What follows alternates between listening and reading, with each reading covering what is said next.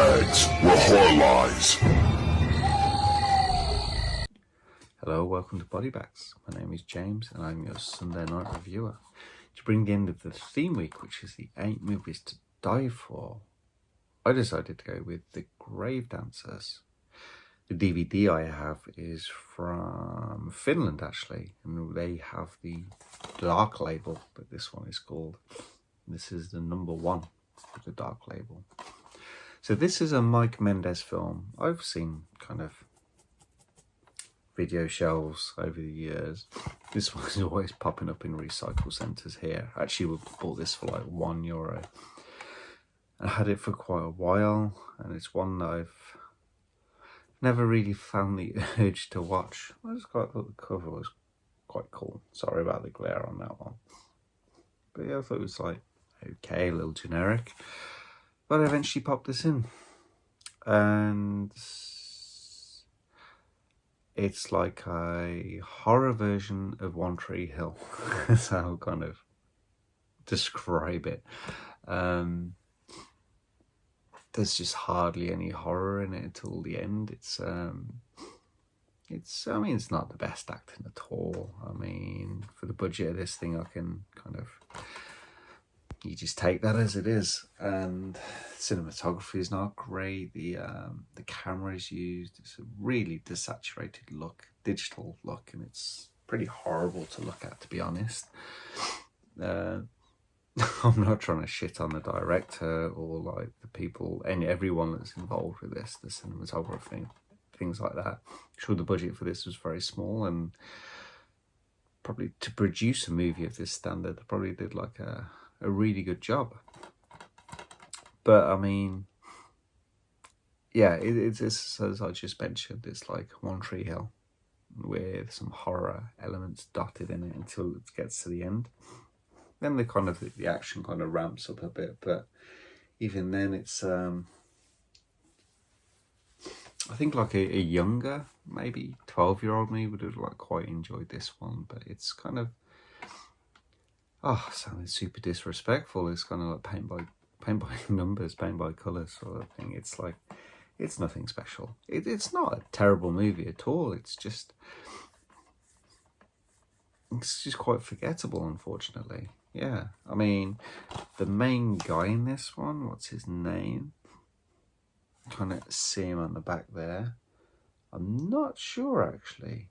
From that picture, he looks like the love interest from, was it Sarah Polly, her name, from the Dawn of the Dead remake? Is the guy who gets his neck bitten? Maybe.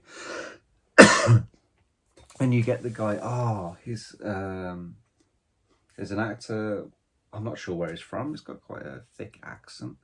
The only film I can remember him from now is he's the bad guy in Bad Boys. He's the one that drives and crashes the AC Cobra at the end of Bad Boys. I don't know why, that's the only film I remember him from. But those are the only two faces that I kind of recognised. But basically, there's this group of 3 friends, and they're at a funeral of a 4th friend. Well, the funeral it's the wake afterwards. They got 2 of the friends, the one with his wife, and then like these other ones come, and basically they go and pay their respects at the grave. Weirdly, the wife kind of our main guy goes off and leaves them, and then there's this old love interest woman there, and then there's this it's just kind of quite goofy. They're all dancing on graves, and so there's this letter that mysteriously appears, and they're all dancing on graves, and then they get their own individual haunting. Like I said, this takes a while to come out in the film. It's very slow to get going, and like you don't really see much, and it kind of, it's almost like they realise that at the end and decide to go a bit full at it sort of thing. Excuse me. So we have our who do we have? There's 3 ghosts. There's a child pyromaniac, Oh, what's the woman? There's a woman that's something. I can't remember what made her come back and haunt people is. But her thing is like playing pianos and stuff.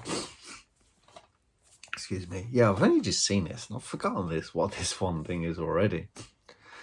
This one ghost. And the third one is like this, he's like this judge, well-respected pillar of the community until I found all these kind of diaries and this like cage, this like sexual S&M thing and killing women and stuff like that.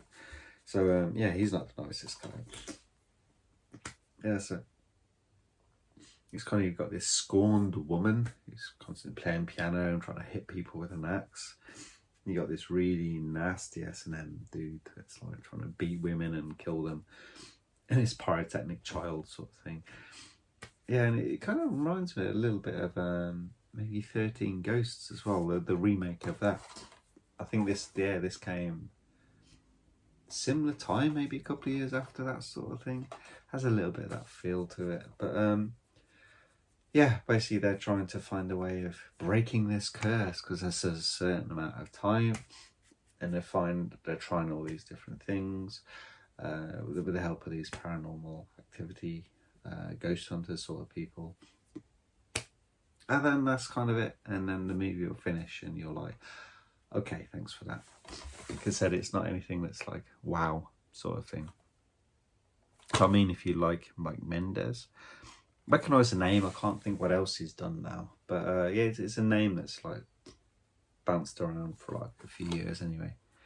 But that's the end of my kind of not particularly enthusiastic kind of rambling review, but it's like already it's like kind of disappearing out of my mind. Just looking at my collection and I'm already like getting distracted by it because a little bit of a forgettable movie. But anyway, that's in the review, and I'll catch you guys next week. Thank you. Good night.